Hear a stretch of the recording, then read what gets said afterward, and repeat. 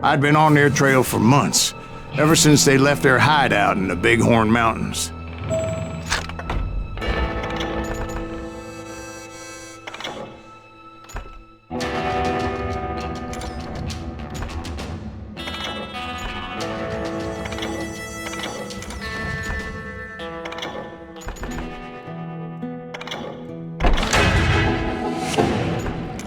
Led by Butch Cassidy. They were a loose association of outlaws who robbed banks and trains from Colorado to Montana. Among them was the Sundance Kid, and that murderous hombre I was tracking, Roscoe Bob Bryant. Were you a part of that giant Pinkerton posse after the Wild Bunch? No, boy. A circus like that would have slowed me down. Besides, I wanted Bryant all to myself. I'd heard about a large shipment of gold being transported to Wilcox, Wyoming on the Overland Flyer. I figured the Wild Bunch would likely hit such a treasure, and by God, I figured right.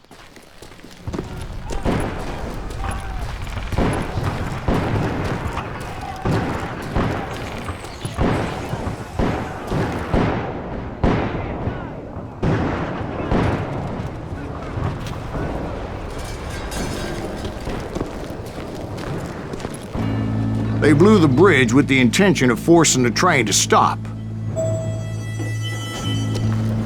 Well, I assumed the Wild Bunch was likely in the still intact part of the train high above, so I had no choice but to make my way up through the passenger cars dangling down. I was determined to make that sumbitch Bob pay for what he did to my brothers.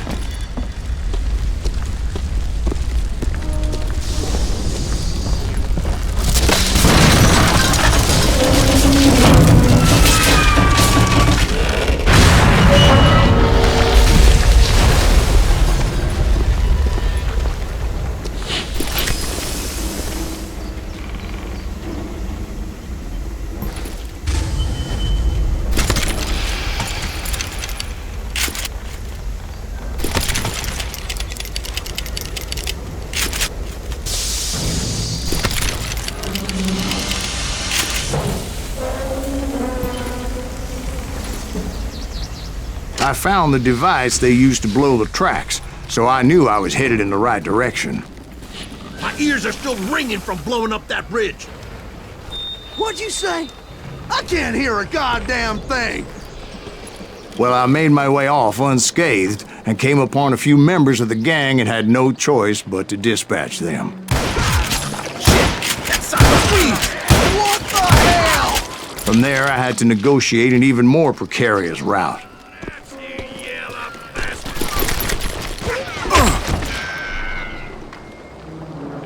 I'm putting you down!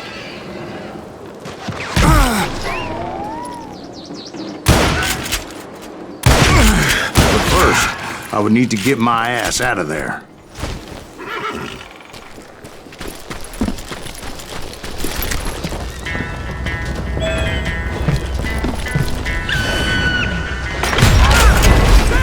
I jumped from the frying pan into the fire as the train was clearly fixing to fall. I had found the gang, but in order to find old Bob, I needed to fight my way forward past a whole passel of desperados.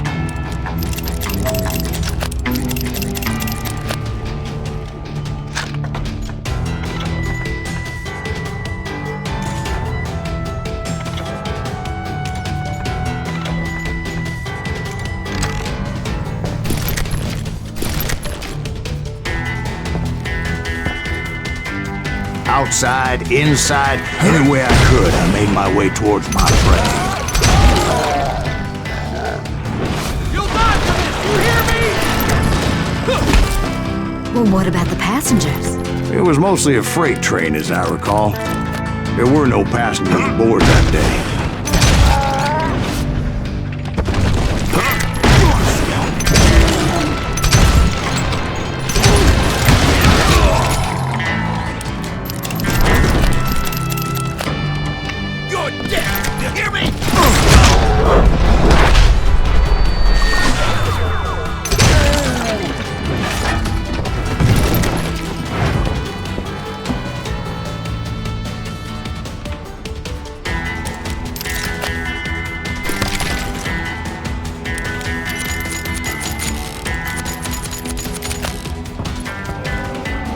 I mentioned before, I am not fond of heights. But I was too busy dodging bullets to worry about falling to my death. Odds were I was likely to die that day anyway. So I was determined to take down as many of those bastards as I could.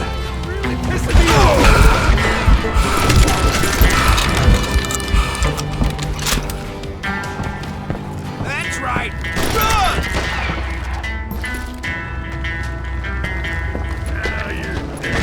Times it was like shooting ducks in a shooting gallery.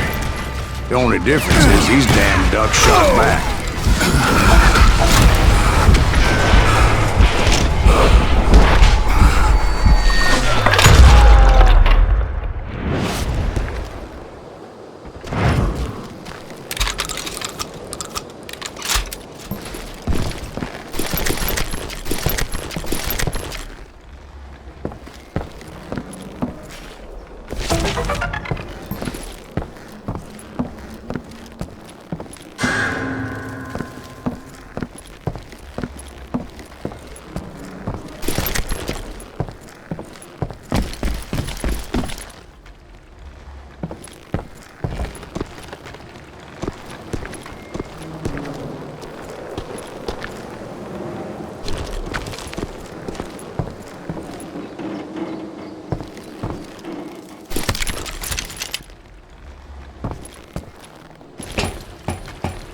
I kept hoping the law would show up and give me a You hand. mean like that giant Pinkerton posse that I read about? Did they come riding in, guns a-blazing to help?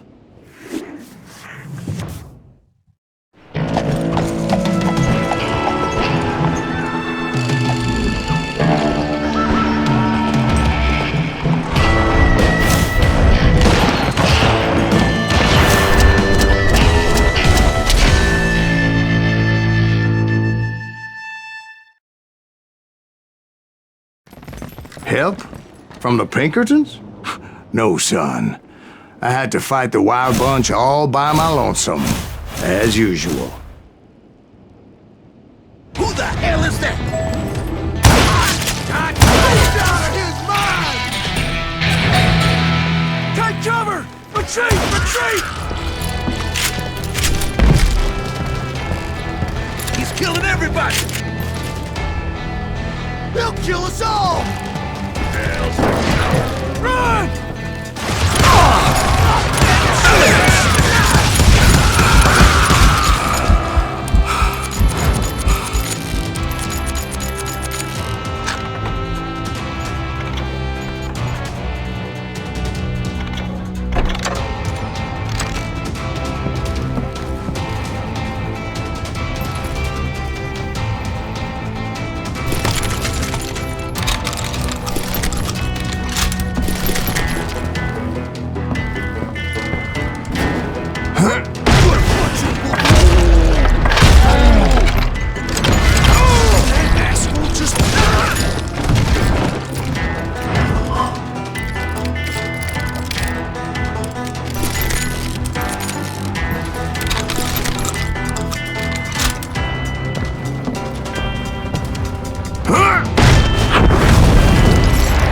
My guess is those dime novels didn't portray this as it happened, did they? Only a few stragglers were left. I had to cut them down pronto if I was going to stay on old Bob's trail.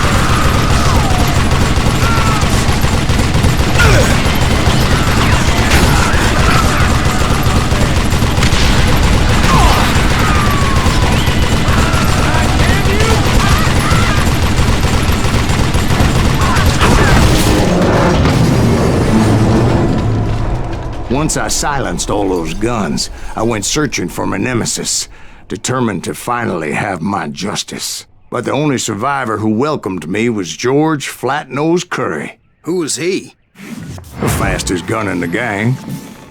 Right after Sundance, I mean.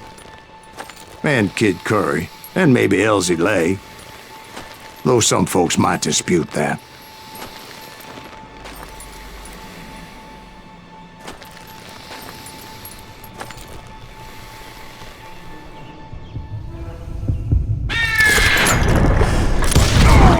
On that very same day, Butch Cassidy and the Sundance Kid decided to leave the Wild Bunch behind and decamped for South America.